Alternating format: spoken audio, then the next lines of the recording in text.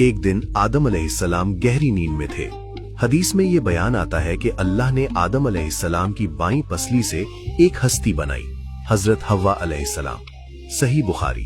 जब आदम अलैहिस्सलाम ने आंखें खोली तो उनके सामने एक इंसान था, उन जैसा मगर मुख्तलिफ, खूबसूरत, नर्म, मेहरबान।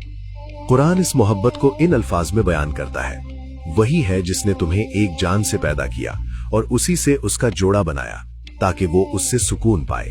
सूरह अल-आराफ 189। यानी सुकून पाने के लिए अल्लाह ने औरत को इसलिए बनाया कि मर्द को सुकून मिले, और मर्द को इसलिए बनाया कि औरत को हिफाजत मिले। ये है इस्लाम का खूबसूरत तसव्वुर। अब जन्नत में दोनों थे, आदम और हव्वा, और उनके लिए अल्लाह ने जन्नत का दरवाजा खोल दिया था। और हमने कहा, ए आदम, तुम और तुम्हारी बीवी जन्नत में रहो और जहां चाहो फरावानी से खाओ। सूरह अल-बकरा 135।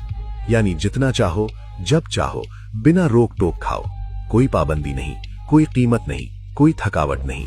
सिर्फ एक हुक्म था, सिर्फ एक। इल्म की पहली क्लास। अल्लाह ने आदम अलैहिस्सलाम को सबसे पहले इल्म दिया। अल्लाह ने आदम को तमाम चीजों के नाम सिखाए। सूरह अल-बकरा 31। यानी आदम अलैहिस्सलाम को जबान सिखाई गई, अल्फाज सिखाए गए, इल्म दिया गया। फिर अल्लाह ने फरिश्तों से पूछा, बताओ इन चीजों के नाम। फरिश्तों ने कहा, पाक है तेरी जात, हमें कुछ नहीं मालूम सिवाय उसके जो तूने सिखाया। सूरह अल-बकरा 32।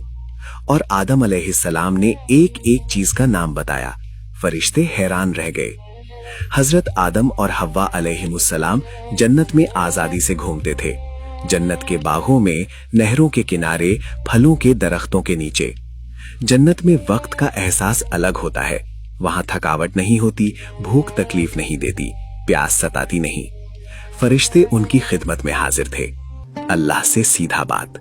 सबसे बड़ा एजाज ये था कि आदम अलैहिस्सलाम अल्लाह के साथ सीधा कलाम करते थे। ये वो नेमत है जो बाद में सिर्फ चंद नबियों को मिली। वो अल्लाह के अहकाम सुनते, उसकी तस्बीह करते, उसका शुक्र अदा करते। ये जन्नत में उनकी रोजमर्रा